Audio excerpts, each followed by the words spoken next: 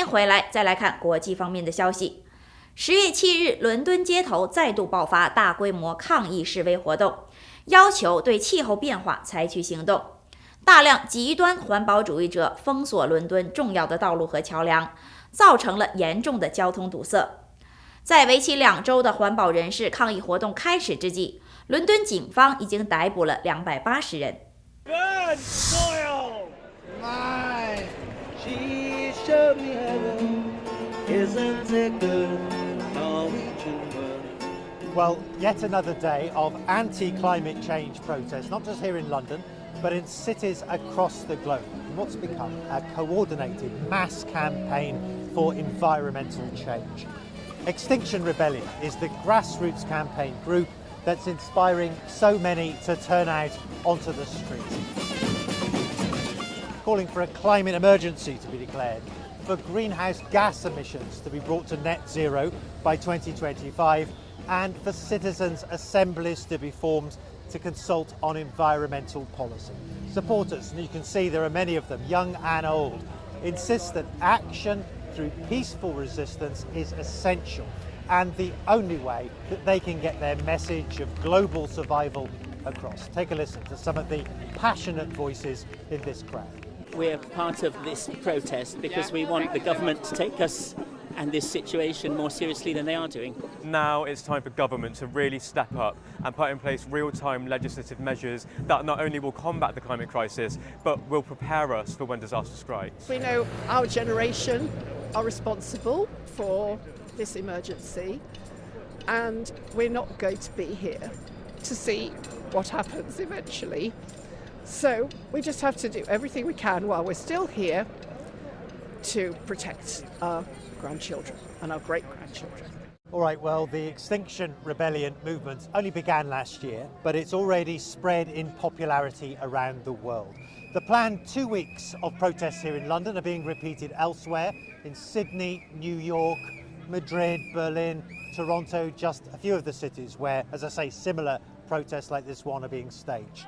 Of course, there are critics. The tactic of blocking off streets and targeting public transport is disrupting the lives of commuters. There are also lots of public resources being spent and policing the events and processing the hundreds of people who have been detained on public order charges.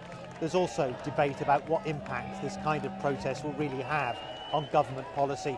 Will they all just be ignored?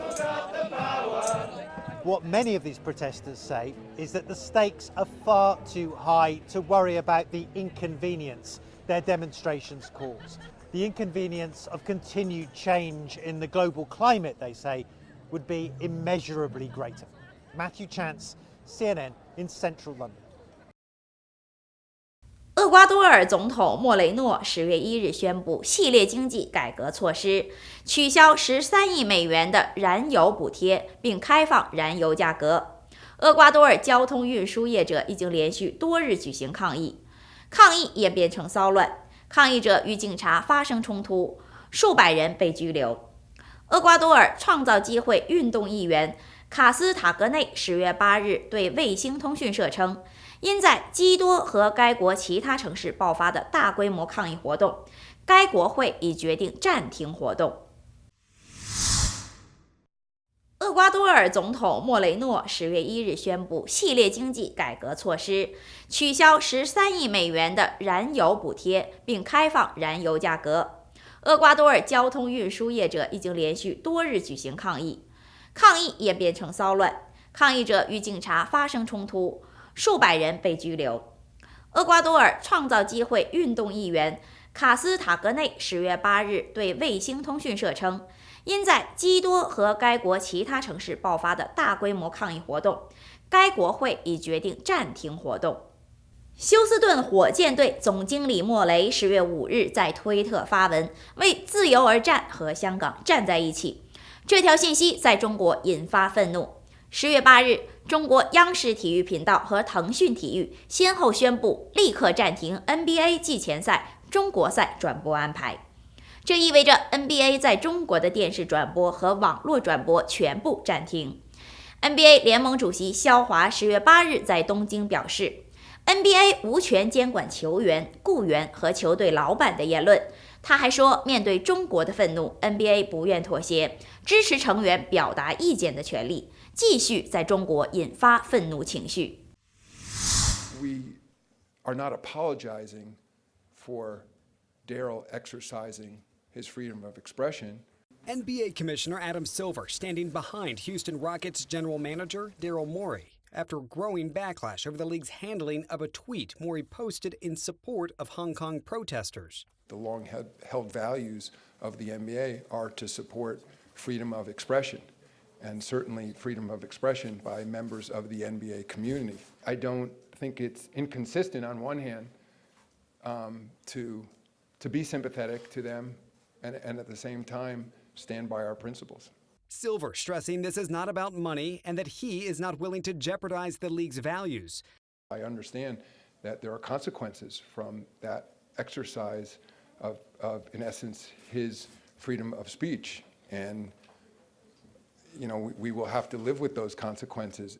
This comes after China's state media announced it would halt broadcasting all NBA preseason games and slamming the NBA, stating, "We express our strong dissatisfaction and opposition to Silver's stated support of Morey's right to speech.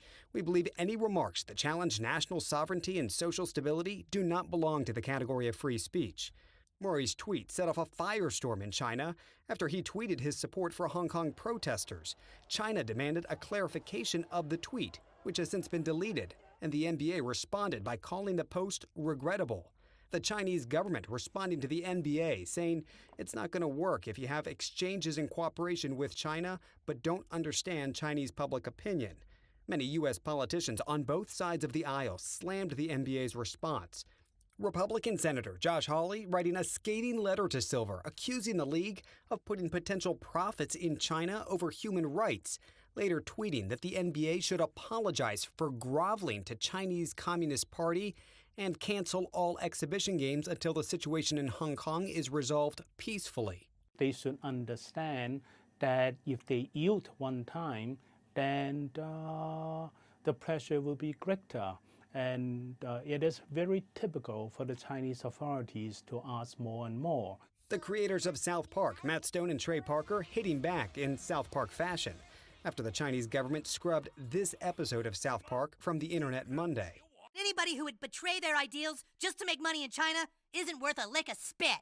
The comedy duo issuing a fake apology, saying, quote, "Like the NBA, we welcome the Chinese censors into our homes and into our hearts. We, too, love money more than freedom and democracy."